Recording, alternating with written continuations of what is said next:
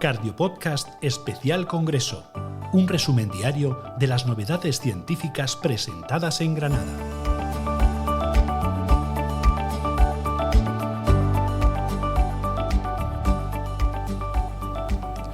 Buenas tardes y bienvenidos a esta programación especial de Congreso SEC 25 que se celebra en el Palacio de Congresos de Granada.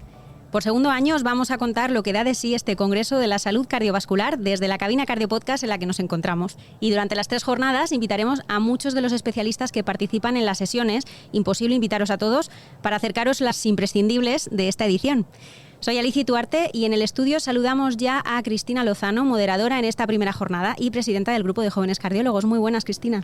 Hola, buenas. Encantada de estar aquí con vosotros, estrenando esta nueva edición especial de Cardiopodcast centrada en el Congreso y estrenando esta maravillosa cabina que habéis instalado. Sí, una maravilla, la verdad, ¿eh? Muchas gracias a la organización que nos la ha dejado preciosa.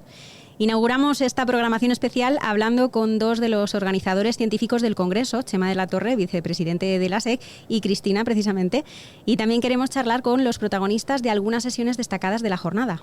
Sí, comenzaremos hablando sobre el Plan Europeo de Salud Cardiovascular, que se espera para finales de año. Chema de la Torre y José Ramón González Juanatey nos darán algunas pistas de los avances en este proceso. Hablaremos de la relación entre obesidad e insuficiencia cardíaca y el papel que juega la nutrición y los hábitos cardiosaludables.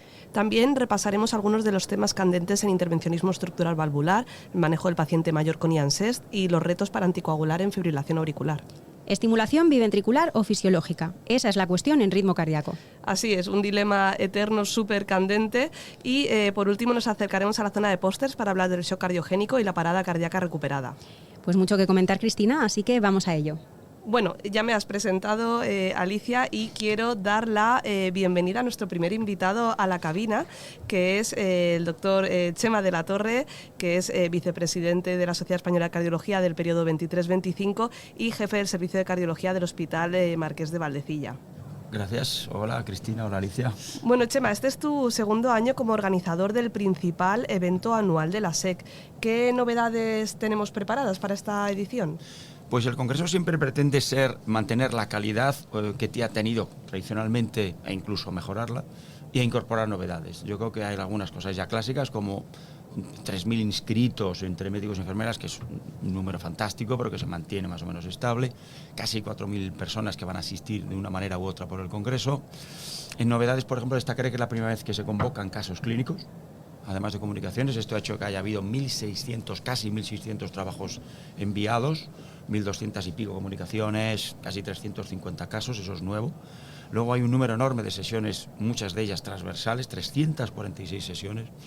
Ha habido mucha transversalidad, ya no solo cardiólogos, hay sociedades médicas de todo tipo, hay sociedades incluso de ingeniería, de computación, de salud digital, hay todo tipo de convergencias, ¿no? Hay sesiones de mucha y enorme variedad, ¿no? Y eso es básicamente lo más novedoso, ¿no? Que se atrae al Congreso a muchos profesionales de muchos ámbitos, y no necesariamente solo cardiológico, para hablar de la salud que cada vez exige compromisos más abiertos y más amplios. Sí, bueno, aparte de lo que ha comentado Chema, yo destacaría que este año hemos afianzado algunas de las novedades también de la edición pasada, como son pues el nuevo formato, la nueva tipología de sesiones, más dinámicas, ya no es el clásico simposio, sino que hemos incorporado, y yo creo que con gran aceptación, los debates a 3 asaltos, las tertulias con expertos, el pregunta al experto, sí. ¿No? Todo estas otras tipos de sesiones que yo creo que son muy interesantes, también aprendiendo de lo que nos salió bien, ¿no? Estas sesiones sí. Siempre tienen muchísimo interés y, como comentabas, el envío de casos, ¿no? Que eso sí es una gran novedad. Estos nuevos formatos se nos ocurrió ya hace en la edición del año pasado, exactamente, funcionaron y los hemos mantenido este año porque cambiaban el formato clásico de siempre, ¿no? Y luego el tema de los casos ha sido muy innovador porque a los cardiólogos les encanta contar casos clínicos y a los jóvenes muchísimo más, con lo cual ha sido una gran incorporación. Bueno, de hecho os iba a preguntar, Cristina, Chema, esas sesiones, esos pósters, todo este contenido, ¿qué es lo que no se puede perder un joven cardiólogo? Porque es bastante ambicioso llegar a este congreso sin un plan... Sí, a ver, yo creo que no se deberían perder nada, la verdad, porque está muy interesante y tenemos muchos tracks paralelos de temas de todo interés, ¿no? Bueno, así por destacar alguna sesión que encuentro que puede ser muy interesante, pues hoy mismo, ¿no? A las 4 hemos tenido un clásico del congreso, que es el concurso de electrocardiografía e imagen, ¿no? Y bueno, ya para mañana, pues por ejemplo, a primera hora tenemos un simposio de enfrentarse a las arritmias sin miedo, donde se van a repasar electrocardiogramas, trazados, pues un poco para personas que estén iniciándose en el mundo de las arritmias. También tenemos a las 10:45 el concurso de casos clínicos de residentes. Un poquito más tarde, a las 13:45, tenemos también una sesión muy interesante de resiliencia, ¿vale? De cómo enfrentarnos a los retos en hospitales de alta complejidad, donde va a haber líderes nacionales e internacionales. Y bueno, pues ya en la tarde, a las 17:45, tenemos el superclásico del final de la Liga, donde tendremos a 3 equipos enfrentándose, en esta ocasión 2 equipos del Hospital de la Paz y un equipo del Reina Sofía de Córdoba. Y ya para el sábado, a primera hora, tenemos la reunión del grupo de trabajo de jóvenes, donde cualquiera se puede acercar para conocer las novedades del grupo. A las 11 tenemos el acto de bienvenida a despedida de residentes, por ejemplo. 12:45 el superclásico que nadie se quiere perder, que es Cardioactualidad. Y ya por la tarde, incluso a las 4, tenemos una sesión específica de casos clínicos para residentes. Pues como decíamos, muy ambicioso esto de venir al Congreso sin una ruta predefinida. Y os quería preguntar antes de terminar esta entrevista y pasar al siguiente tema. Chema, Cristina, este sábado vosotros pasáis el testigo al próximo comité ejecutivo. 2 años muy intensos, mucho trabajo, sobre todo no solo en el Congreso, pero especialmente también en el Congreso. Quería preguntaros, valoración, ¿cómo dejáis el cargo? ¿Estáis contentos? Bueno, pues contento porque crees que lo que has hecho lo has hecho bien, has dado todo tu voluntad, tu interés, tu vocación. Por ejemplo, en los congresos, que es lo que más me ha recaído a mí, estos 2 congresos, el de este año y el del año pasado, han supuesto un reto importante en el que, como he comentado, se introdujeron muchas novedades en estos 2 años y ha habido cambios importantes respecto a ediciones previas. Luego otros aspectos como la colaboración con la estrategia cardiovascular nacional, que también me ha implicado mucho y que es, yo creo que de una repercusión que podrá ser notable. Muchas actividades, otras de más o menos con reconocimiento público, etcétera, pero al final también te vas con pena, porque dejas de trabajar con gente con la que te has juntado los ejecutivos mensuales, dejas ir tanto por la Casa del Corazón para veros a todos y hacer cosas, solo dejas un poco, aunque siempre mantienes cierta conexión, lógicamente, pero sí que te da pena en ese aspecto. Satisfacción de haber estado, de haber disfrutado y trabajado a gusto con gente muy competente, muy inteligente, muy preparada, de aprender, y pena de dejarlo, de una etapa que cierras y bueno, ya veremos, ¿no, Cristina? Es un poco sí, así. Bueno, yo me hago eco de la reflexión de Chema, y la verdad es que han sido 2 años que han sido un reto, porque son muchas las actividades que se coordinan desde el grupo de jóvenes, por ejemplo, está la propia actividad de Cardio Podcast y tantas otras, Liga, blog y otras actividades propias del grupo, pero la verdad es que ha sido un honor para mí formar parte del comité. He aprendido muchísimo estos 2 años y también lo voy a dejar con muchísima pena. Pues nada, de todos modos, sabéis que siempre sois bienvenidos a la Casa del Corazón, que esa puerta no se cierra para nadie, o sea que os esperamos por allí, aunque no sea como parte del comité ejecutivo. Muchas gracias, Alicia. Sí, bueno, ya si queréis pasamos ya a comentar algunos de los temas de esta jornada de hoy del Congreso.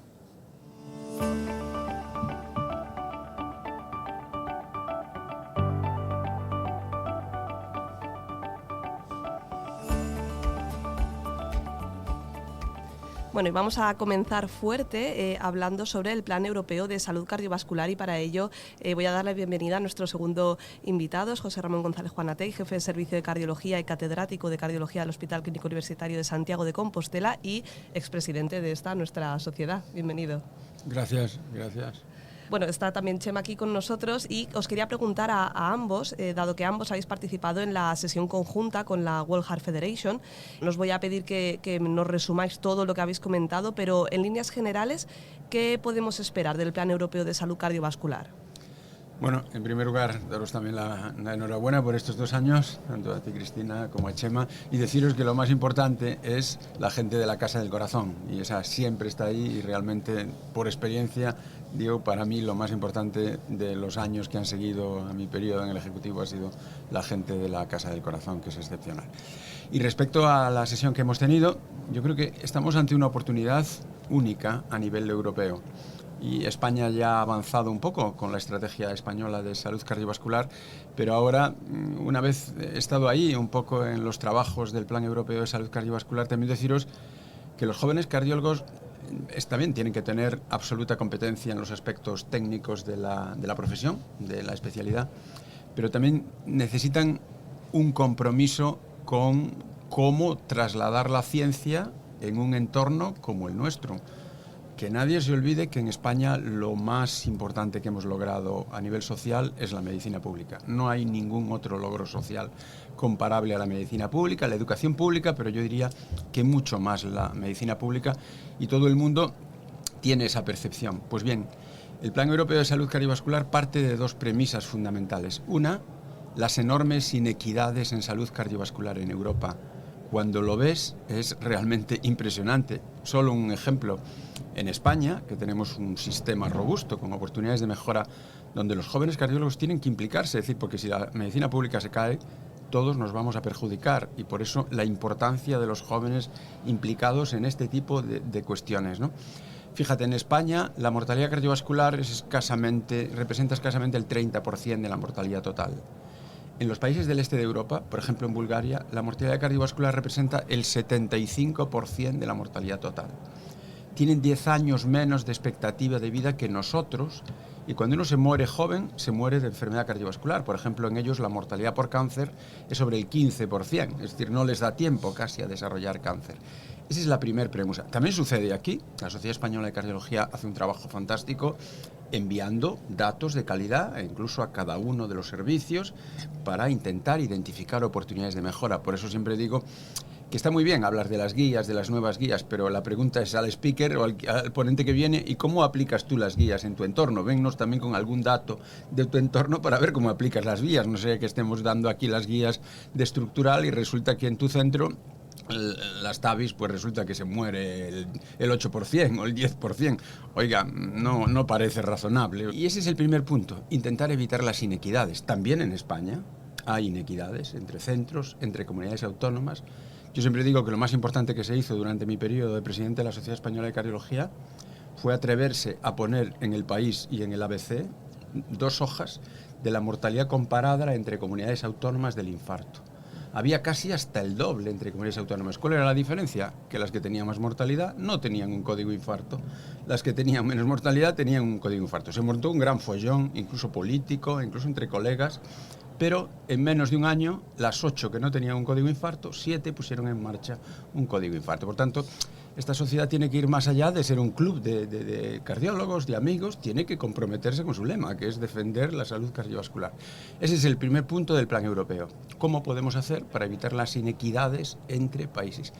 Y el segundo punto es que creemos que lo podemos hacer fundamentalmente utilizando medicina digital, transformación digital. Estamos trabajando en un proyecto de historia clínica única, europea única, que pueda ser intercomunicable entre países miembros de la Unión Europea, e implementar modelos de salud digital. Por ejemplo, la consulta electrónica incorporada a las historias clínicas electrónicas, que aquí en España tenemos casos que se van a utilizar como buenas prácticas en el plan. Es decir, esas son las dos premisas. ¿Cómo podemos hacer para evitar las inequidades y cómo, utilizando la salud digital, podemos lograr ese objetivo, que es intentar transversalizar la calidad a nivel europeo, ¿no? Ya habéis comentado algunos de los retos, ¿no?, que va a suponer el aterrizar, ¿no?, porque hablabas de la importancia de luego aterrizar todo esto a nuestro contexto, ¿no? Habéis hablado de la inequidad, del diferente acceso en las comunidades. ¿Algún otro reto que podéis destacar de cómo incorporar esta estrategia? La estrategia europea y en paralelo la española, aunque la nuestra tiene incluso una iniciativa en tiempo previo, precoz, tiene como objetivo fundamental favorecer y conducir a la reducción de la mortalidad cardiovascular en Europa. La Unión Europea tiene 440 millones, pero hay mucha heterogeneidad en los resultados, como dice el doctor Bonatey, y tenemos que en España, por ejemplo, la mortalidad cardiovascular es un 26% de la total, pero hay países de Europa del Este donde es un porcentaje mucho más elevado. Por dar cifras, en Europa mueren 1,7 millones de personas al año por enfermedad cardiovascular. Eso padece enfermedad cardiovascular ahora mismo en Europa 62 millones de personas. Son 280.000 millones de euros, que no es lo más importante son las vidas gastadas. En España, 225 personas cada 100.000 fallecen por causas cardiovasculares. Entonces el reto es ir a la prevención. Hemos hecho estudios de factores de riesgo y antes de que lo ideal es que la gente no llegue a enfermar, ¿no? Y hemos visto que en España más de entre un 50 y un 60% de los españoles tienen 2 o más factores de riesgo. Por lo tanto, la acción a nivel preventivo es absolutamente urgente mandatoria, es algo brutal. Y además estos factores de riesgo se concentran más en sectores sociales más desfavorecidos, que a su vez tienen menos acceso, sufren más inequidad en el acceso a las terapias de mayor valor científico reconocido. Por lo tanto, el control de los factores y la prevención es fundamental. Y luego la detección precoz, es el otro aspecto importante de la estrategia tanto europea como nacional, porque mucha gente llega tarde, no reconoce síntomas, no tiene buenos accesos al sistema y por lo tanto tarda en acudir, o acontece el evento agudo, la muerte súbita o el infarto, y es cuando acude, cuando realmente esa persona llevaba meses a lo mejor con síntomas previos. Por lo tanto, detección precoz. Y luego facilitar un tratamiento, como se dice, acorde a las guías clínicas, un tratamiento que esté estandarizado, que sea homogéneo y que sea accesible a todos. En España hemos visto, y España es un país desarrollado, pues analizando el acceso y a las tecnologías cardiovasculares más, podemos decir, generales, como angioplastia en el infarto, TAVI o desfibrilador, hay una heterogeneidad de hasta un 40% entre comunidades autónomas, lo cual dices, ¿por qué? ¿Por qué ocurre que en unas comunidades se utiliza mucho esta técnica y en otras menos? Y entre hospitales, incluso de la misma comunidad. Entonces, los retos son muchos, empezando desde la prevención, acabando en los tratamientos, y luego no olvidemos, rehabilitación y seguimiento. Podemos hacer grandes cosas a un paciente en un hospital. ¿Qué pasa después? Vienen las recurrencias, viene la falta de control de los factores, viene que el paciente vuelve con más episodios, con lo cual es fundamental que el ciclo completo dentro del cual está el paciente recorra prevención, detección precoz, tratamiento y, muy importante, rehabilitación y seguimiento de estos pacientes. José Ramón, volviendo al tema de la transformación digital que has mencionado antes, verdaderamente es una herramienta que puede mejorar la atención sanitaria. En algunos centros se está avanzando en ello, pero ¿cuál dirías que es la situación actual en España y cuánto quedaría por hacer para alcanzar, digamos, una implementación que realmente mejore los resultados en salud? Sin duda, la transformación digital está aquí y está para optimizar, ¿no? Es decir, la medicina, y optimizar lo que también Chema decía, de hacer que la prevención llegue, sobre todo a los niños en las escuelas, concentrarse. Por primera vez en España se ha visto la reducción de la obesidad infantil, por primera vez en el año previo, en el programa Aladino, pero que llegue. Y entonces, de entrada, sería necesario, y el gran reto, hace poco también estuvimos hablando del Plan Europeo de Salud Cardiovascular en el Congreso de los Diputados, es cómo es posible intercomunicar las historias clínicas electrónicas entre comunidades autónomas. No es racional, es decir, es injustificable, y fue un momento un poco tenso en una comisión allí, es injustificable que los políticos de este país, va a ser un poco fuerte lo que voy a decir, pero sí, hayan impedido la interconexión digital. Tú imagínate, yo soy gallego, me pasa algo y aquí me voy al hospital público y no tienen ni idea de lo que yo tengo. Esto no es racional en un país tan desarrollado que gasta tanto recursos, porque eso impacta directamente en la salud de las personas. Por lo tanto, el primer reto, hay que intercomunicar los sistemas digitales entre comunidades autónomas en España. Y esa es una labor del Gobierno de España y de los políticos que tienen que aprobar esa interconexión. Siguiente, tenemos que intentar modificar los modelos de salud. Tenemos que utilizar sistemas digitales para la prevención y tenemos en línea con lo que decía Chema de esa transversalidad, que nadie piense que la cardiología la van a resolver los cardiólogos. Los cardiólogos estamos un poco para poner parches en algunos momentos de la enfermedad, pero sin un camino de la mano con medicina y enfermería de atención primaria. Y los propios pacientes, pero focalizándonos en medicina y enfermería de atención primaria, tenemos que desarrollar sistemas de transversalidad digital, sistemas de consulta electrónica, sistemas de seguimiento digital y finalmente ya estamos, porque están ahí, utilizar herramientas en la historia clínica de soporte a la decisión clínica. Y yo diría que de entrada herramientas que te digan lo que no aporta valor, más allá de lo que aporta valor, porque todo el mundo va a decir que hay que poner la TAVI en este paciente. No, yo de entrada diría quitar lo que no aporta valor y que representa tanto gasto, actos médicos que no aportan valor, tratamientos que no aportan valor. Es decir, eso, la salud digital está en la mejor situación para hacerlo, ¿no? Por tanto, España, que tiene un entorno sanitario privilegiado, que a nadie se le... Una vez, mi experiencia en la World Heart Federation, a veces digo, ¿quién me mandaría a meterme aquí? Porque ver lugares por ejemplo, la fiebre reumática en Filipinas, donde tanta gente se muere y uno se le pone los pelos de punta diciendo, joder, una chica joven entra en edema de pulmón con una estenosis mitral y se va a morir. Es decir, no hay nadie que haga nada. Por tanto, tenemos que ser conscientes de eso y sobre todo a vosotros, a los jóvenes cardiólogos, os tenéis que implicar no solo en la formación técnica de vuestra especialidad, que es una prioridad, tenéis que implicaros en sostener un modelo que, en línea con lo que decía Chema, tiene que aportar valor a los más desfavorecidos, a los niveles socioeconómicos más bajos, a las mujeres, porque sigue habiendo ese gap, y ahí os comprometéis vosotros. Por eso es necesario implicaros en ese tipo de acciones, porque si no, el sistema puede deteriorarse y por tanto todos nos vamos a perjudicar. Bueno, José Ramón, pues recojo ese testigo de parte del colectivo, pero vemos que queda todavía mucho por hacer, ¿no? Bueno, en cualquier caso, muchísimas gracias a los dos por haber compartido este momento con nosotros y seguimos. Gracias a vosotros. Estás escuchando Cardio Podcast Especial Congreso. Y en esta segunda parte cambiamos de tercio y de moderador. Muy buenas, Felipe Díaz del Hoyo. Muy buenas, Alicia, ¿cómo estás? Pues bien, muy bien acompañada, antes con Cristina, ahora contigo. Mejor que en brazos.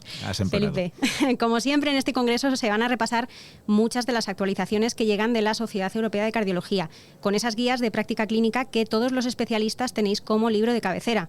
Y le hemos pedido precisamente a la moderadora de esta sesión, a Pilar Mazón, que nos apuntara el mensaje principal de cada una de ellas.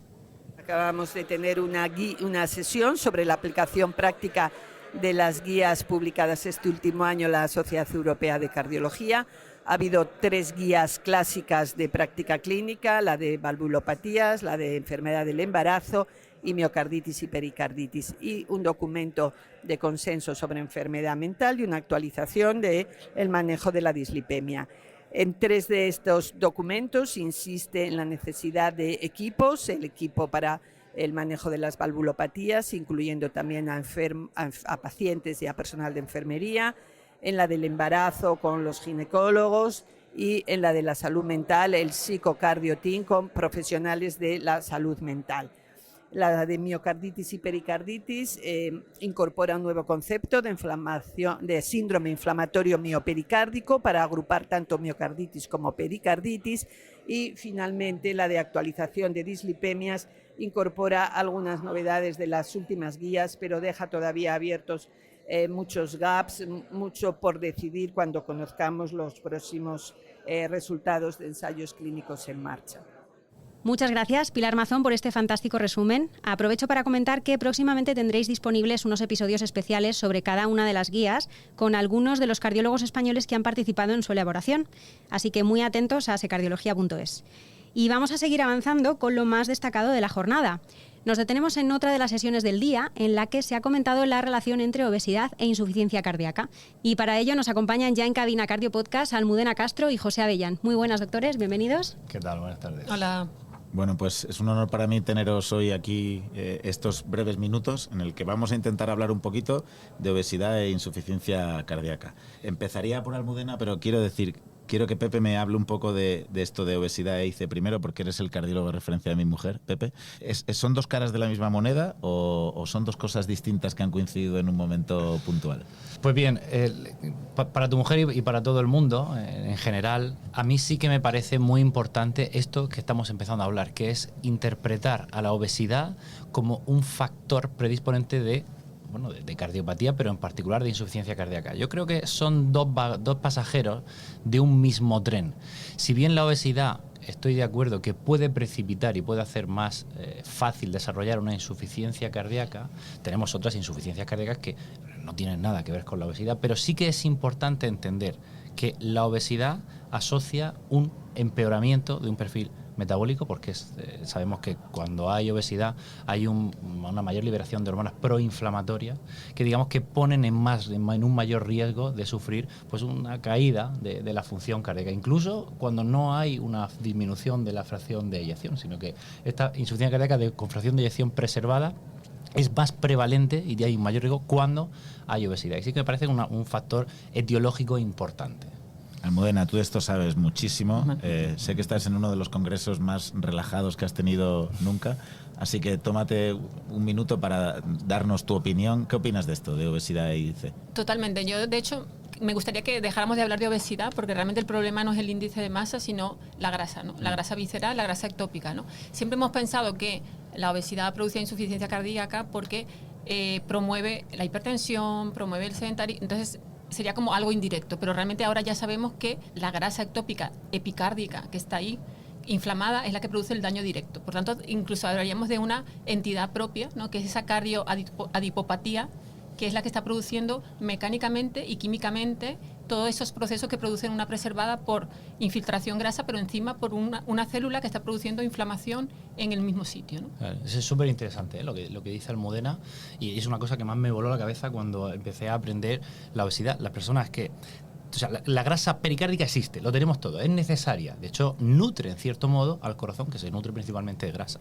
Pero en personas que son obesas, el perfil de citoquinas que libera esos adipocitos son peores, son más proinflamatorios, aumenta la interleuquina 6, factor necrosis tumoral alfa, disminuye la adiponectina. Y fíjate, cuando abordamos la obesidad y los pacientes pierden peso, ese perfil de citoquinas que libera es más antiinflamatorio y protege la función cardíaca. Esto es tremendo. Yo creo que cosas importantes, cuando Milton Packer se ocupa de una cosa, ya dice esto va de cardio, ¿no? Y ha publicado hace un mes justamente lo que dice Pepe, de ese perfil de 3 dominios de adipoquinas, que cuando predomina el primero son antiinflamatorios, y cuando predomina el tercero en una situación obesogénica de adiposidad visceral, pues se promueven todas estas dos enfermedades. Pero lo más bonito que vemos es que en todos los estudios que tenemos hoy en día de beneficio con algunos de fármacos, básicamente GLP-1 o análogos duales, es que el beneficio cardiovascular, tanto de reducción de enfermedad aterosclerótica, de eventos cardiovasculares o de mejoría, de disminución de ingresos, se da antes de la pérdida de peso significativa. Es decir, que tú ves la separación de las curvas mucho antes de que haya pérdida de peso. ¿Qué quiere decir? Que bajar 3 gramos de grasa epicárdica no se cuantifica en una báscula, pero para el corazón, claro, quitar 3 gramos de grasa epicárdica es brutal. Por tanto, hay que alejar el concepto de que estos son fármacos para perder peso. Claro.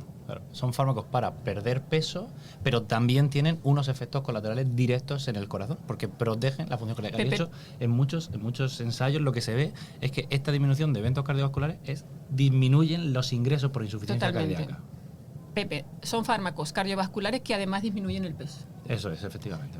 Me encanta. Me tenía que haber traído apuntes para estos 9 minutos. Bueno, tú y todos, porque estamos aprendiendo continuamente. Totalmente. Esto, ¿no? Os iba a preguntar, pero vosotros ya sacáis los temas, sobre los AGLP1 en este contexto. Más allá, ¿cómo los usáis ahora mismo? ¿Qué rol le veis ya a día de hoy más allá? Y la siguiente sería, ¿qué futuro le veis en guías de práctica clínica? Un poco por trazar la conversación. Pues mira, ahora mismo los usamos mucho menos de lo que nos gustaría. Idealmente, los fármacos como tal, en el abordaje de la obesidad sería deseable que fuesen innecesarios, pero la realidad es que las tasas de obesidad son tremendas y no podemos pues combatir o tratar o incluso prevenir la obesidad con las herramientas que tenemos. Yo lucho mucho por divulgar precisamente antes de empezar los fármacos, pero la realidad y la práctica clínica es que los fármacos ayudan y mucho. Y tienen pues unas indicaciones muy claras. Otra cosa es que ya lleguen a todos los pacientes, porque bueno, pues el sistema económico que tenemos pues hace que tenga sus connotaciones. Pero fíjate, en pacientes que con un estilo de vida no han conseguido, y fíjate que no estoy nombrando la diabetes, no han conseguido disminuir de peso. Un exceso de adiposidad que lo podemos medir con el índice de masa corporal de manera muy burda o con un perímetro abdominal, que hemos comentado que es una medida mucho más eficaz. Y ya sería genial contar con un pedanciómetro para medir porcentaje de grasa visceral. Entonces, en pacientes que tienen una obesidad que no han llegado a perder peso con las medidas pues de estilo de vida, son importantes. Sobre todo son importantes cuando hay otro factor de riesgo añadido, como puede ser una diabetes, como puede ser una hipertensión, como puede ser el síndrome de apnea obstructiva del sueño, que tienen todos los pacientes que son muy obesos y que aumenta claramente el riesgo cardiovascular de esos pacientes, ¿no? No sé tú. Sí, yo creo que la clave es que tenemos que entender, y yo creo que ya cada vez más, que la obesidad no es un problema de voluntad, no es algo que tú decidas, ¿no? La obesidad es una enfermedad crónica que instaura mecanismos bioquímicos que hacen que el cuerpo reserve energía, gane energía, incluso que no tengas hambre. Hay una resistencia a la leptina, hay un déficit de GLP-1 para que no pierdas el apetito. Tú, aunque quieras dejar de comer, no puedes. Tienes el músculo intoxicado de grasa, con hipoxia tisular, disfunción mitocondrial. El paciente no puede hacer ejercicio. Entonces, quizás lo más cruel que se le puede decir a un paciente con obesidad es: deje de comer y haga ejercicio, porque no puede hacer ninguna de las dos cosas. Por tanto, la obesidad no es una enfermedad mental, es una enfermedad química. A una persona con hipotiroidismo, tú le dices, coma bien, haga ejercicio, pero le das hormona tiroidea. A una persona con depresión, haces terapia conductual, pero le das serotonina, ¿no? Y a una persona con obesidad le faltan hormonas, que son todas estas hormonas que no se compran en la farmacia, es que las tenemos en el intestino. El problema es que estas personas que desarrollan obesidad dejan de producirla. Entonces, cuando veamos esto como una enfermedad química de déficit de hormonas, vamos a tratarla mejor, porque no son excluyentes. Por supuesto que una persona tiene que comer bien y hacer ejercicio, pero mira, en la misma charla que decía antes en la introducción, la misma charla que hemos estado hoy, Javier Roibal, que es experto en ejercicio físico, decía, es que estos fármacos son facilitadores del ejercicio. ¿Por qué? Disminuye la infiltración grasa del músculo, te mejora metabólicamente y el paciente puede empezar a hacer ejercicio. Es que incluso para hacer ejercicio necesitas eso. Entonces, debemos dejar de tratar la obesidad como una enfermedad mental y dejemos dejar de tratar la obesidad por escalones. No es lo mismo tener 4 kilos de más que tener una obesidad. Cuando tú estás obeso tienes una enfermedad y hay que tratarla como se tiene que tratar, con todo lo que puedas para lograr un beneficio para el paciente. Desde mi punto de vista es que además cuando tú usas los fármacos y los pacientes pierden peso, les cambia el mindset total. O sea, ya estamos viendo resultados positivos incluso en mejora de la adicción a la nicotina, con tasas de más éxito para dejar de fumar, con menos ansiedad, con la comida claramente porque lo disminuyen, con una mayor predisposición a hacer ejercicio físico. Si esto es debido al fármaco o a la pérdida de peso, pues quizás es algo que necesitamos más experiencia para verlo, pero que desde luego ayudan a la mentalidad del tratamiento de la obesidad de los pacientes, es algo que es indudable. Esto que estáis en parte diciendo es muy interesante, el efecto beneficioso, ¿cómo decirlo?, independientemente de la pérdida de peso, ¿no? Que la hipótesis antiinflamatoria y muchos otros mecanismos que pueden estar detrás de los AGLP1. Eso implicaría tratar personas incluso si su objetivo no fuese ni siquiera perder peso. Vosotros ahora mismo, por el beneficio que, por ejemplo, tienen ingresos por insuficiencia cardíaca, vosotros ahora mismo en personas con insuficiencia cardíaca con FEI preservada, que es un buen target, con obesidad, ¿estáis iniciando AGLP1? Ahí tú tienes dos escenarios, ¿no? El escenario de que ya tenemos estudios que demuestran que con preservada y con índice de masa por mayor de 30 disminuyen, como dijo antes Pepe, los reingresos por hospitalización y mejora la calidad de vida. Y luego tenemos la indicación de la EMA, que es un paciente con obesidad y otra comorbilidad, tiene indicación, ¿no? Pero además ya no es obesidad, sino a partir de 27 de índice de masa. Es decir, ya tenemos aprobación de las agencias regulatorias de que cuando el paciente tiene un índice de masa de 27 y una comorbilidad, que puede ser puede hacer un ingreso por preservada, ahí ya tienes indicación. Entonces, creo que al final tenemos que aprovechar todo lo que es bueno o malo en oportunidades, ¿no? Que es un paciente que ha ingresado y que ha estado malo, este paciente probablemente tenga más predisposición a intentar de alguna forma financiarse el fármaco que un paciente que a lo mejor tiene obesidad, pero que nada más tiene obesidad. O sea, un paciente que ya tiene una complicación, digamos que es un paciente, no sé si tu experiencia es la misma, Pepe, es un paciente que es más fácil tener unas decisiones compartidas e iniciar la medicación, ¿no? Porque ya ha cogido miedo, que eso es lo perverso del sistema, que yo lucho mucho contra eso, que es que cuando ya se han visto con un evento, cuando se ven con una complicación, están súper sensibilizados. Ojalá no tuviéramos que llegar a eso, pero total. Bueno, dejamos esto como conclusión final del paradigma de la prevención cardiovascular, que probablemente sea lo más difícil de conseguir. Sin más, nos despedimos. Muchísimas gracias, Almudena, y muchísimas gracias, Pepe, como siempre, por acompañarnos aquí en Cardiopodcast. A vosotros. Y antes de continuar con el próximo debate, vamos a repasar brevemente otras noticias de la jornada.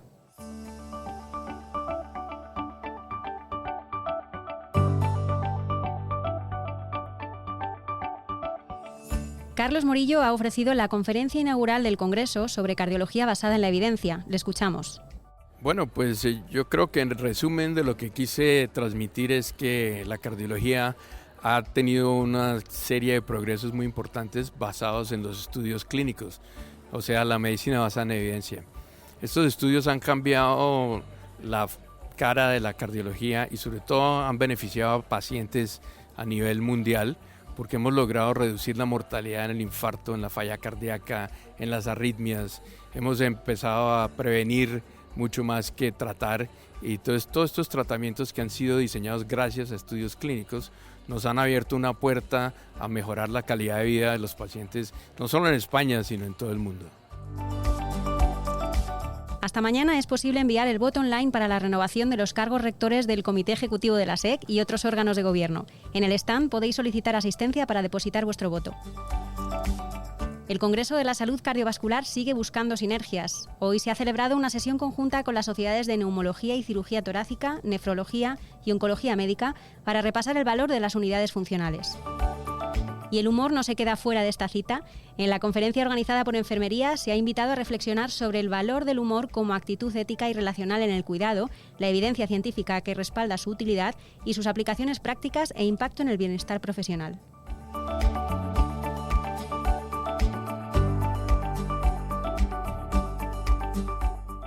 Felipe, cambiamos de tercio de nuevo y vamos ahora con uno de los que te gustan, temas candentes en intervencionismo estructural valvular.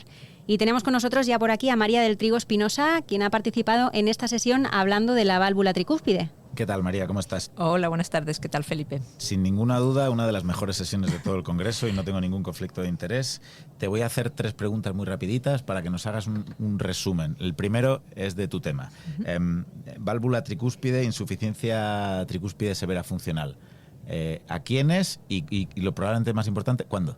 Pues un poco lo que hemos transmitido es que tenemos que irnos adelantando a ese fallo del ventrículo derecho. Entonces, mensajes claros si el paciente está sintomático o si el paciente todavía no tiene síntomas, pero el ventrículo derecho ya empieza a estar dilatado, tenemos que mandarlo a un centro de alto volumen de procedimientos tricúspide para que al menos sea evaluado. Y también incluso pacientes asintomáticos con ventrículos normales que tienen elementos de complejidad, llámese un cable, llámese una cirugía previa, aunque tengan una IT severa con el ventrículo normal, pues también se benefician de un seguimiento un poquito más específico. O sea, cada vez siendo mucho más proactivos a la hora de intervenir de lo que incluso las guías te empiezan a decir. Sí, las guías ya dicen pues eso, que incluso el paciente asintomático cuando el ventrículo derecho está un poco dilatado y pues eso, intentemos ya que tenemos técnicas con un bajo riesgo de complicaciones, pues intentar detener pues la cascada de deterioro del fallo derecho en este tipo de pacientes. Segunda pregunta, María. Juanmi ha hablado de TAVI y de enfermedad coronaria, que es uno de los temas que está más de moda. ¿Cuál es el principal mensaje que nos tenemos que quedar de la charla? Pues ha sido una charla excelente y al final un poco lo que nos quedamos es que veníamos de tratar mucho a los pacientes siguiendo una analogía con la cirugía, de que había que tratar las lesiones severas y ahora si el paciente no tiene angina, solo lesiones muy severas, mayores del 90% en segmentos proximales. Nos ha transmitido también que no está claro el timing, es decir, cuándo tenemos que tratar esas lesiones severas del 90% proximal, si bien tenemos que poner la válvula en los pacientes que tienen coronariopatía pensando en que a lo mejor hay que volver a acceder a esas coronarias. Yo creo que aquí cada uno hace un poco una cosa e incluso cada uno hace cosas distintas en distintos pacientes, pero si te tuviera que decir lo que más frecuentemente hacéis vosotros con respecto a la enfermedad coronaria, ¿qué sería? ¿Antes, durante o después? Nosotros a día de hoy seguimos haciendo todavía coronariografía, que a lo mejor es una de las cosas que con las nuevas guías nos tenemos todos que plantear, y nuestra tendencia es hacerlo antes, es decir, al menos un mes antes para intentar disminuir este riesgo tan aumentado de sangrado de la doble antiagregación, pero sí que lo seguimos haciendo antes, pero como tú bien dices, un mundo dependiendo del centro y casi un mundo dependiendo del paciente. Pues muy bien. Tercera pregunta.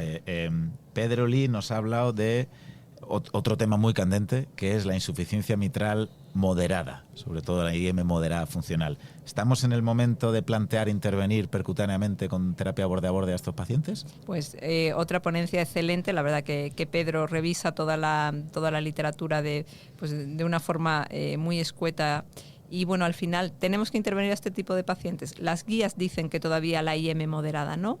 Lo que ha quedado claro es que esa IM moderada funcional que vemos en un eco basal, en un paciente con FEBI disminuida o en un paciente muy muy bien tratado desde el punto de vista de la insuficiencia cardíaca que maneja unas tensiones muy bajitas, pues a lo mejor si el paciente tiene síntomas es que cuando realiza un mínimo ejercicio pues esa IM es más que moderada. Entonces La idea es ser proactivos con un eco de estrés o con un poco investigar más esta IM moderada, porque tenemos también, igual que la tricúspide, pues procedimientos de bajo riesgo de los que se pueden beneficiar este tipo de pacientes. Esa IM3, ¿no? Esa IM que es moderada, pero que al menos no es moderada, ¿no? Como dicen a veces, ¿no? Al menos no moderada o no claramente moderada.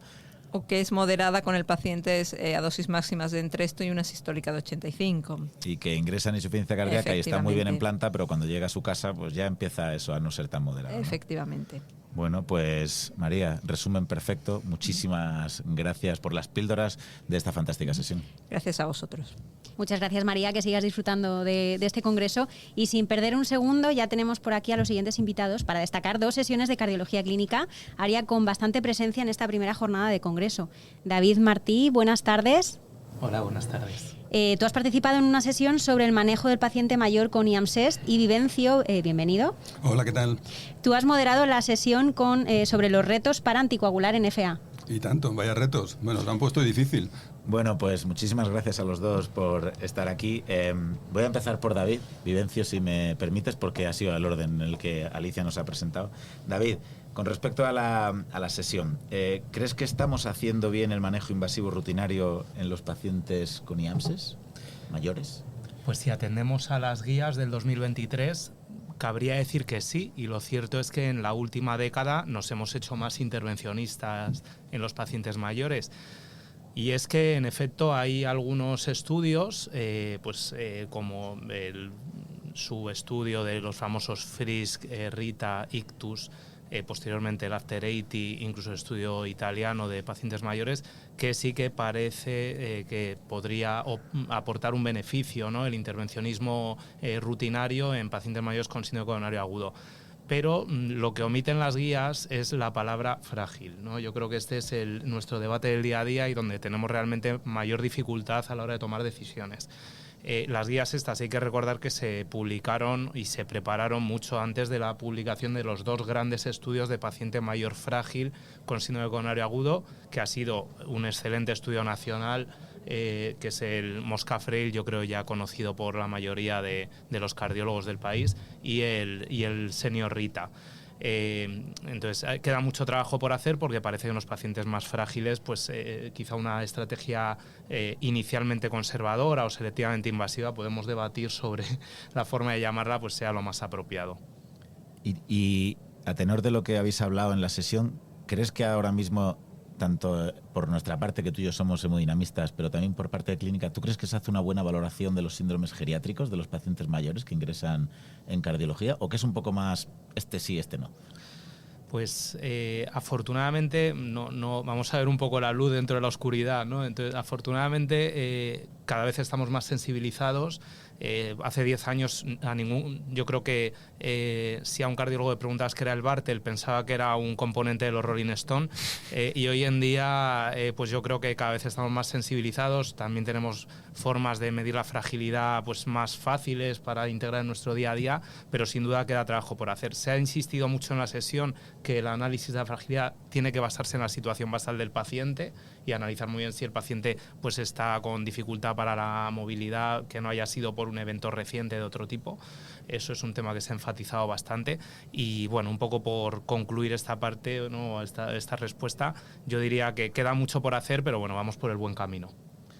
Vivencio, te tengo aquí y sabes mucho de todo esto, y además estás teniendo un congreso pues de lo más rutinario que se puede tener, ¿verdad? ¿Qué opinas de esto que cuenta David, de IAMSES y paciente mayor? Pues me encanta, Felipe, que me preguntes, porque la palabra rutinaria no está en mi vocabulario. La vida no es nada rutinaria, entonces no me gustan las estrategias rutinarias porque eso te lleva a error. Y lo que ha dicho David es muy importante en cuanto a fragilidad. Yo le sumaría un aspecto que es también muy relevante, es comorbilidad.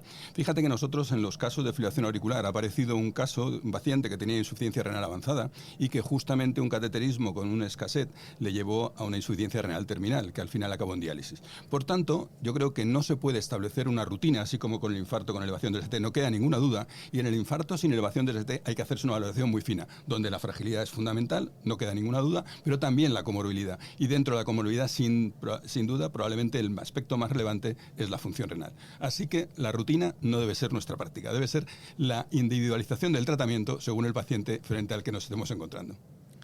Yo estoy completamente de acuerdo con vosotros. Una reflexión personal y me decís qué pensáis. Yo a veces tengo la sensación de que venimos de una época, hace muchos años, en el que solo se hacía manejo invasivo a la perita en dulce. Ha ido también la experiencia histórica en el que ahora da la sensación de que si a un abuelo de 84 años EPOC con 2,8 de creatinina, frágil y con bajo peso, con un IAMSES con 72 de troponina, un electronormal y un eco con FEI preservada, si no le haces un cateterismo, estás dejándole morir. Hemos ido de un extremo a otro. Yo creo que como mínimo tener claro que hay pacientes a los que no solo no les aportamos, sino que a lo mejor, como acabas de decir, les desaportamos mucho. Por eso, Felipe, yo como soy cardiólogo clínico y defiendo la clínica a capa y espada, creo que el cardiólogo clínico es el que tiene que tomar esa decisión y el cardiólogo clínico, en compañía del hemodinamista, decidir cuál es la mejor alternativa. Y cada paciente es un problema y ese problema lo tienes que resolver con las condiciones en las que estás. No se puede tomar las cosas de forma protocolizada porque eso lleva errores y, como tú muy bien dices, se pasa del blanco al negro sin pasar por los grises. Yo totalmente de acuerdo con lo que dices. Como somos humanos y es muy humano el pasar de un extremo a otro, ¿no? El tener cualquier técnica. Antes habla de la denervación renal, ¿no? Como un momento de desinterés, luego un momento de apogeo y luego un renacer, un reajuste. Entonces yo creo que en el ámbito del intervencionismo en el paciente mayor frágil vamos a ir por ahí. Hemos pasado de a ninguno a todos y probablemente acabaremos, pues gracias a esta evidencia que vamos acumulando, pues centrando el tiro, ¿no? Y quizá en los pacientes pues con unas mejores expectativas y también atendiendo un poco las preferencias del paciente. Pues muchísimas gracias. Cambiamos de tercio, Vivencio. Te toca. En la sesión que habéis tratado, habéis hablado de dos escenarios muy complejos para plantear la anticoagulación oral. Y en el fondo estamos tocando palos similares de un paciente muy similar, ¿no? Estos son el cáncer gastrointestinal activo y la diálisis. ¿Cuál ha sido más o menos los puntos clave de esta sesión de anticoagulación en estos contextos clínicos? Pues mira, Felipe, la palabra clave de esta sesión ha sido retos, porque eran auténticos retos. Eran casos clínicos muy complicados, con una evolución muy tórpida, en los que les han ocurrido muchas cosas, ninguna de ellas buenas. Y ninguna de ellas buenas acompañada de un tratamiento que intentaba ser el mejor, pero muchas veces el tratamiento mejor, primero, no está en las guías, porque los pacientes no siempre son la foto de una guía. Segundo, tampoco están en los estudios, porque tampoco tiene un estudio que se adapte. Y tercero, luego, realmente, incluso aunque se puedan parecer a las guías o los estudios, cada uno responde como responde. Por tanto, de nuevo, vuelta a la defensa de la cardiología clínica. Y en ese aspecto, el cáncer, evidentemente, hay diferentes tipos de cánceres, algunos que tienen más componente trombótico, más componente posibilidades de hacer eventos isquémicos. Háblese, por ejemplo, del cáncer de mama o del cáncer pancreático, y otros que tienen un componente más hemorrágico, como es, por ejemplo, el cáncer gastrointestinal o el cáncer de vejiga, o también el pancreático, que también se suma al componente hemorrágico. Y habrá que balancear cuál es la ventaja y el inconveniente de anticoagular a estos pacientes. Probablemente anticoagulación con, desde luego, anticoagulante directo y dosis probablemente lo más seguras posible para el espectro clínico en el que nos estamos encontrando. Eso ha sido un caso. El otro caso ha sido un paciente con fibrilación auricular y una enfermedad renal muy avanzada, que precisamente se hace un CATE porque tiene un síndrome agudo y desencadena una evolución a enfermedad renal terminal. Y aquí realmente yo creo que hay que también tener presente cuánto de ventaja se puede ofrecer con la anticoagulación en este tipo de pacientes. ¿Por qué? Porque la carga hemorrágica, el riesgo hemorrágico supera muchas veces con creces el riesgo trombótico, el riesgo isquémico. Entonces, de hecho, en este caso, como el paciente cayó con un filtrado glomerular por debajo de 15 y no se puede prescribir anticoagulantes directos porque la EMA no los tiene aprobados como tal, se le dio anticoagulación con acenocumarol. ¿Qué ocurrió? Que el paciente luego hizo un hematoma en el psoas y realmente la evolución fue, insisto, muy tórpida. Aquí tenemos otra alternativa que a ti, Felipe, te va a encantar y es, evidentemente, como ya sé que me lo vas a apuntar, pues me adelanto a los acontecimientos. El cierre de orejuela puede ser una solución realmente muy útil para el segundo caso, sin ninguna duda, y para el primer caso también en muchos casos puede ser de una extraordinaria utilidad. Por tanto, el cierre de orejuela tiene una cabida grande en estos pacientes en los que el tratamiento anticoagulante va a suponer a veces más riesgo que beneficio. Yo te iba a preguntar eso, pero solo porque está David Martí, que si no luego me mataba. Pero David, ya que estamos hablando de cierre de orejuela, alto riesgo hemorrágico, ¿cuál es tu posición? ¿Qué opinas? Bueno, ya sabes que yo soy un apasionado de la técnica y un firme creyente, un believer total del cierre de orejuela, creo que ayuda mucho a los pacientes. Aconsejo a los que nos estén escuchando pues un documento que hay de referidos, es un documento exhaustivo, pero tiene una iconografía muy bonita, incluso pues del perfil de pacientes, ¿no?, que pueden recibirlo. Uno de ellos típico es la enfermedad renal.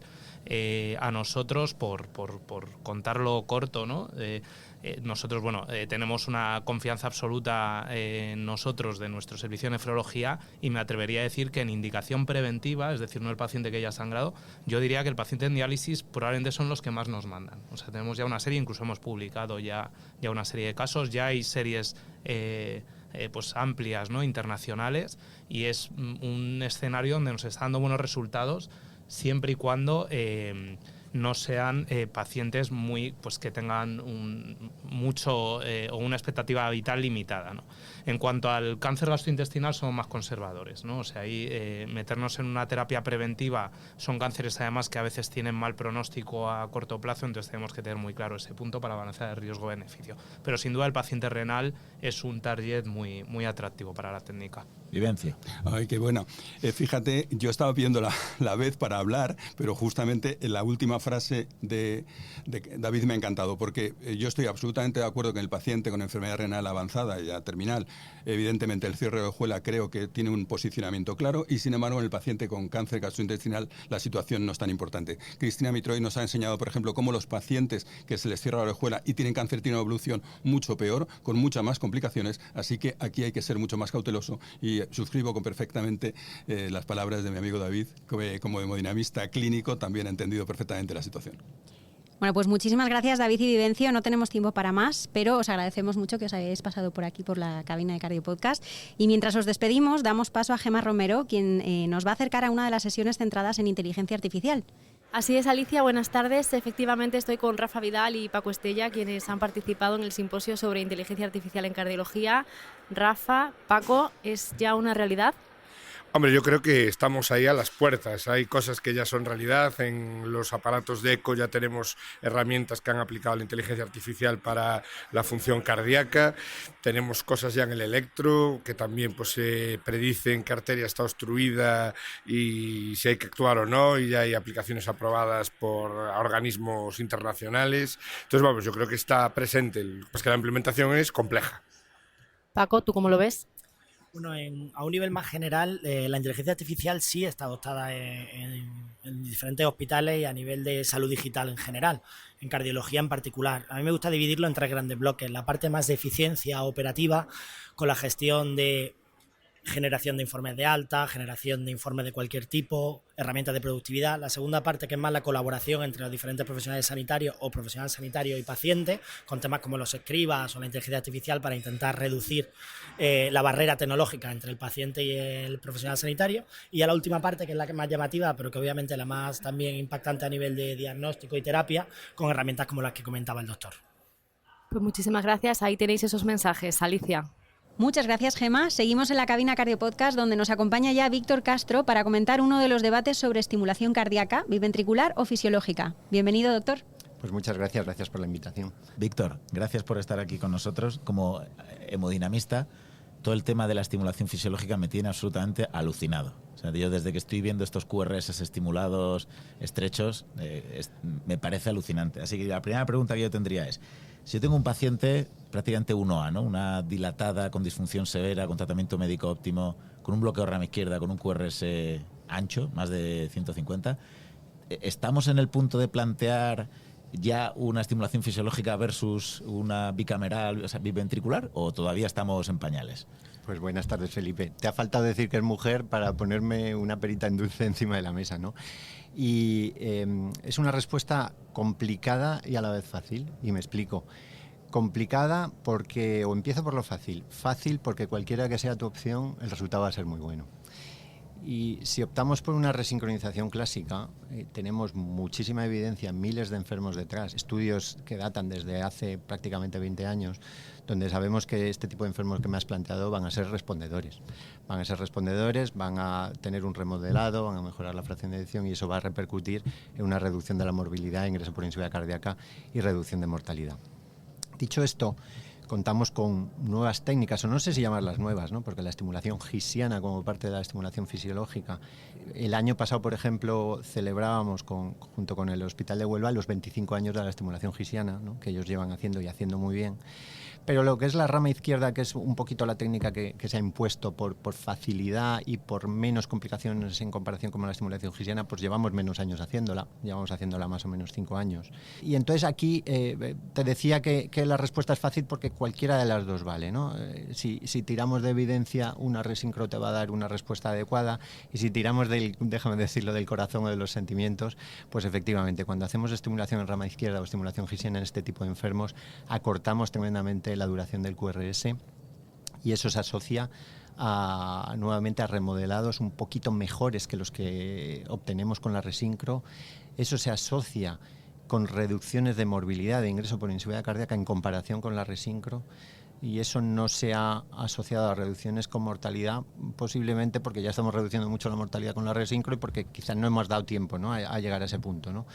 Con lo cual, ¿qué nos falta para contestarte que sí, que la rama izquierda o la estimulación gisiana puede ser la primera opción? Nos falta evidencia, ¿no? Nos falta evidencia. Tenemos estudios randomizados pequeños, estudios randomizados de no inferioridad, donde viene a decir todo esto que hemos comentado, y luego tenemos grandes series observacionales donde pues la rama izquierda parece que se impone un poquito en cuanto a mejor remodelado, descenso de morbilidad, igualdad de mortalidad. Con lo cual, ¿estamos en ese punto? Posiblemente sí. ¿Hay ensayos clínicos grandes ahora que puedan aportar evidencia en marcha? Sí, tenemos muchos ensayos de lo que quieras. En el paciente clásico que me has presentado, en el paciente después de ablación de nodo, el paciente con disfunción ventricular leve y QRS ancho, el paciente con QRS estrecho y que necesita pacing, todo eso.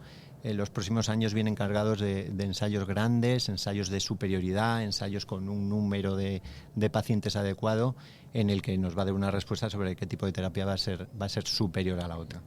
Esto de la estimulación fisiológica va por barrios. Hay centros que prácticamente, pues creo que en Huelva hacen todo fisiológico, habrá otros que todavía no hayan dado el paso para empezarlo, y habrá otros que identifiquen, ¿no? O seleccionen.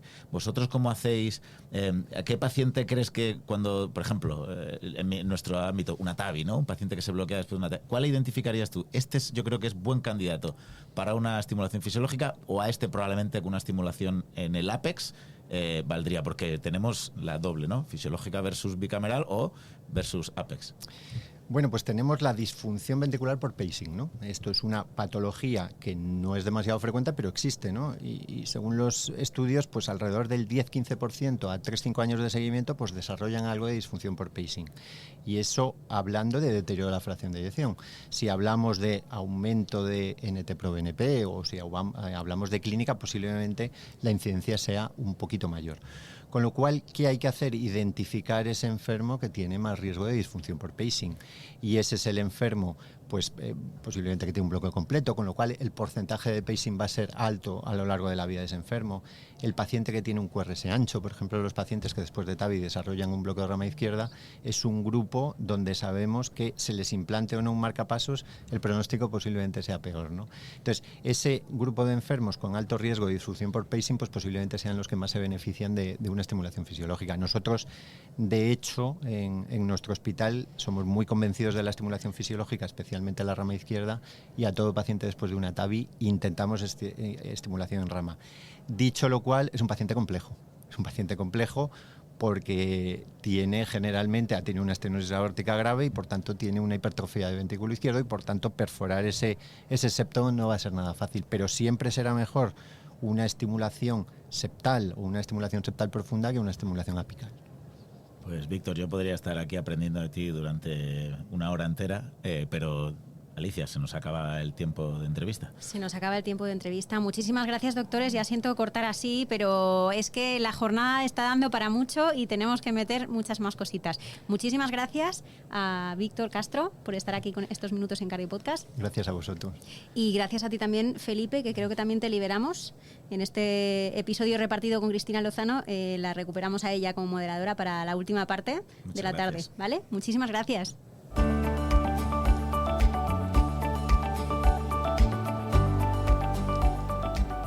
Y para acabar este programa nos acercamos a la zona de pósters y a esas sesiones de pósters moderados que tanto aportan en un congreso científico. Por cierto, os animamos a visitar este espacio en el que podréis encontrar comunicaciones científicas muy interesantes, como las que vamos a comentar ya mismo con Pablo Jorge y Rafael Hidalgo, centradas en shock cardiogénico y parada cardíaca recuperada. Buenas tardes, doctores. Buenas tardes. Muy buenas. Bueno, pues ha habido muchos pósters y de mucho nivel sobre parada cardíaca y shock. De estos pósters, ¿cuáles destacarías, Pablo?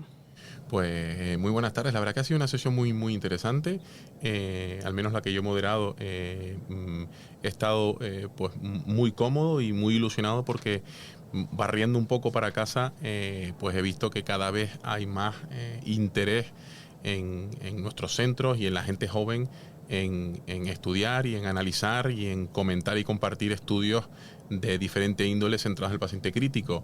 Por centrarlo y enfocarlo rápidamente, me quedaría con que hay cada vez más estudios de ECMO, hay cada vez más estudios de parada cardíaca, y si tendría que seleccionar alguno que me ha llamado la atención, porque creo que pueden significar cambios en la práctica clínica en nuestro país en los próximos meses, pues me quedaría con el primero de la sesión, ¿no? La oxigenación por membrana arteriocorpórea, ECMO, los métodos de descarga y los resultados, que es un estudio de Salamanca, donde bueno, cada vez vamos aprendiendo un poco más en qué pacientes debemos de descargar el ventrículo izquierdo adicionalmente a poner un ECMO, con qué dispositivo lo debemos hacer. Ya sabemos que hay diferentes opciones, que unas descargan más, unas descargan menos, unas lo hacen con más riesgo, otras menos riesgo, y esto es pues muy interesante que lo comentemos porque la práctica clínica es muy variable dependiente del centro, ¿no? Y después pues destacaría también el mayor uso. Esto es un estudio en Valladolid, los métodos de descarga, ¿no? Los dispositivos Impella, ya sea el CP o el 5.5, un uso creciente en el paciente con insuficiencia cardíaca avanzada, ¿no?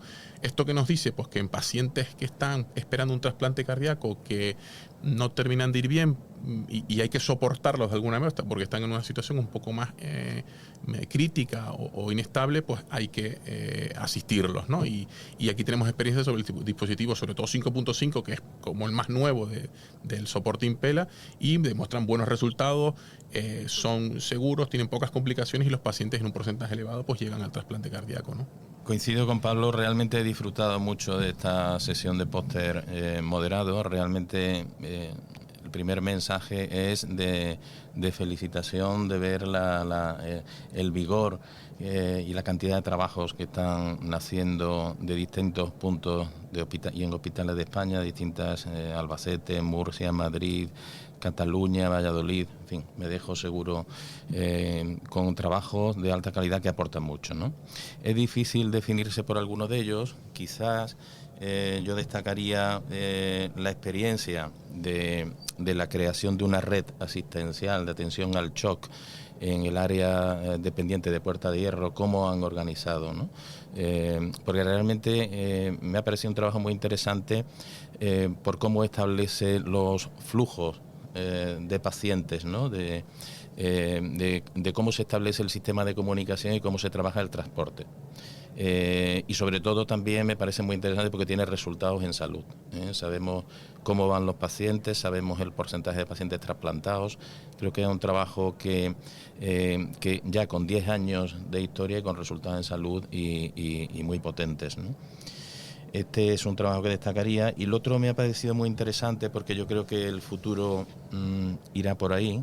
Es la implantación de un protocolo de ECMO en parada en el Hospital Ramón y Cajal, ¿no? Y entonces me ha parecido muy interesante cómo han definido la selección de los pacientes, cómo establecen también las vías de comunicación, y tiene también resultados, y tiene también habla de unas activaciones en este periodo de tiempo inferior a un año de 13 activaciones.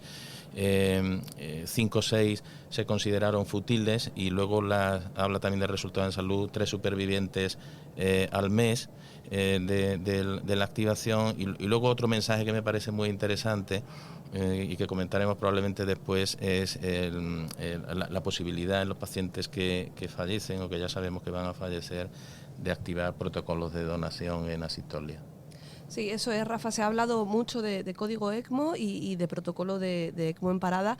Y bueno, un poco ya fijándonos en el panorama nacional, ¿cómo ves tú la situación española respecto a este tipo de protocolos, a esta implantación? Bueno, yo creo que se está haciendo mucho, pero queda mucho más por hacer de lo que hemos hecho, ¿no?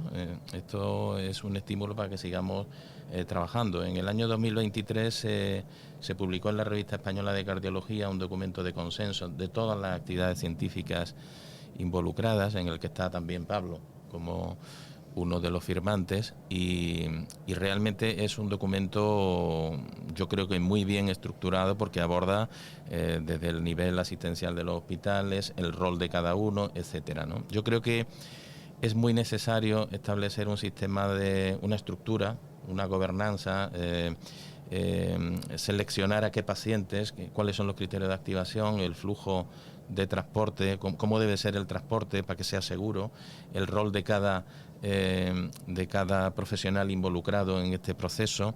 Y en definitiva, yo creo que ese documento es como si dijéramos una constitución, ¿no? Es como la constitución de la que debe de emanar luego los planes adaptados, ¿no? Entonces, ¿cómo estamos? Pues yo creo que estamos todavía muy lejos de lo que tenemos que tener. De hecho, en la estrategia, que es otra cosa que se suma, en la Estrategia Nacional de Salud Cardiovascular e Insuficiencia Cardíaca, uno de los puntos críticos es los códigos SHOC. La responsabilidad de la implementación de las comunidades autónomas y las velocidades de implantación son muy heterogéneas. Hay mucha variabilidad a fecha de hoy y ya digo, hay un camino recorrido, pero desde luego mucho camino por recorrer que es necesario abordar cuanto antes, porque si no lo hacemos estamos perpetuando una inequidad actual importante en el acceso a las terapias avanzadas. Por añadir algunos aspectos a lo que venía diciendo Rafa, la estrategia de salud cardiovascular, otro de los pilares, aparte del shock, es el código parada, y esto es en lo que nos vamos a centrar probablemente en el próximo año para llevar a las comunidades autónomas a poder desarrollar planes que sean que garanticen equidad, accesibilidad a cualquier paciente, ¿no? Y centrándonos en el ECMO en parada, pues es un tema extremadamente complejo, porque tratar de ponerle un ECMO a una persona que está en parada, independientemente de dónde esté ubicado el paciente, ya sea en la calle, en una ambulancia o en un hospital, que puede ser un hospital con el recurso o sin el recurso, pues es extremadamente complejo, ¿no? Y garantizar la equidad aquí trasciende a una organización puramente hospitalaria. Esto pues requiere un plan que es el en el que estamos a través de la estrategia, un plan de administración pública, de concienciación, de garantizar una desfiliación pública para que el paciente para que tengamos menos pacientes malos y que los pacientes se mueran menos, obviamente, pero el que necesita ser asistido tenga más probabilidades de sobrevivir, ¿no? Entonces, lo que estamos ahora es una fase de boom, de explosión, de que los centros están tratando de implementar protocolos para la parada intrahospitalaria fundamentalmente. Algunos ya están saliendo fuera. Cataluña tiene un plan de ECMO RCP que ya en un tiempo empezarán a contar resultados, pero es extremadamente complejo. Esa es una fase de boom de que estamos contando resultados de lo que hacemos, viendo qué perfil de paciente se beneficia más, qué paciente se beneficia menos y qué organización, qué logística y organización de recursos humanos necesitamos, ¿no? Porque es extremadamente complejo coordinar a diferentes niveles asistenciales, ¿no? Y esto es un poco en lo que estamos y que requiere de la participación de muchas personas, ¿no? Y bueno, Pablo, cambiando un poco de tercio, pero seguimos en el shock, ¿qué hay de la reparación transcatéter borde a borde para la IM severa aguda? ¿Ahora mismo sería una alternativa a la cirugía o debería ser el tratamiento de elección? ¿Depende del caso? ¿Cómo lo ves? Bueno, me alegra mucho que me hagas esta pregunta, porque ha sido uno de los pósters de la sesión que yo he moderado ahora. Y bueno, es un tema interesantísimo, también es un gran melón que abrimos aquí. Obviamente, creo que el paciente en shock aerogénico, que normalmente acompaña de disfunción ventricular, son pacientes que están malos, meterlos en un quirófano para cambiar la válvula mitral, pues ya sabemos cuál es el pronóstico, ¿no? Incluso los mejores centros y con los mejores centros con los mejores resultados también son pacientes que tienen una mortalidad muy elevada. Entonces, yo creo que la terapia borde a borde ha venido para ser una alternativa real que cada vez va a subir más de posición en las guías. Hay un documento de posicionamiento de la SEC con las diferentes asociaciones que tenemos que ver con la insuficiencia mitral aguda y el shock, y ahí, bueno, damos algo de información de qué perfiles de paciente, pero es extremadamente complejo decidir a qué paciente y el momento sobre todo, porque un paciente en shock crees que puede evolucionar y salir del bache y a lo mejor no lo necesita, y si esperas mucho pues ya tienes otro paciente, ¿no? Entonces es extremadamente complejo y es una de las discusiones del póster, ¿no? El decidir el momento es muy complejo. Bueno, este es un asunto verdaderamente, cuando tienes un paciente de estas características, es un verdadero reto diagnóstico y un desafío terapéutico, ¿no? Entonces yo creo que, bueno, otro motivo para estar muy, muy orgullosos de nuestra sociedad y de las asociaciones, ¿no? Porque como decía Pablo, ahí tenemos un documento de consenso de la Asociación de Cardiopatía Isquémica, y Cuidados Agudos, de imagen, de intervencionismo, y aborda este tema, ¿no? Es verdad que en esto y en revisiones posteriores, una muy buena en el JAC, muy reciente, de Loureiro de Vigo, pues abordan de que efectivamente a día de hoy la cirugía cardíaca sigue siendo el gold estándar, pero sin embargo es una reflexión que es la que comenta Pablo. Muchos de esos pacientes, en todos los registros de estos pacientes, no van a la cirugía porque son inoperables, ¿no?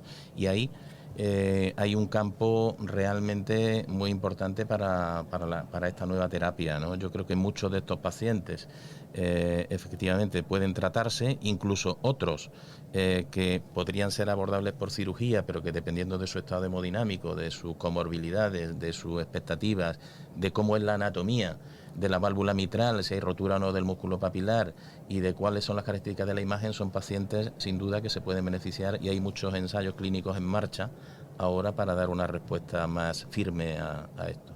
Pues muchas gracias a los dos. Con esto llegamos al final del programa. Muchas gracias por habernos acompañado hasta aquí. Sí, Cristina, nos toca ya terminar. Hemos intentado aprovechar lo máximo posible el tiempo, pero nos vamos a ir a cenar, que eso también forma parte del Congreso. Eso es. Así que nada, nos vemos mañana por aquí. Muchas gracias, Jesús, Nicolás, por la realización y edición de este programa. Recordamos también que este episodio está disponible, como siempre, en las principales plataformas de podcasting y en la web de secardiología.es.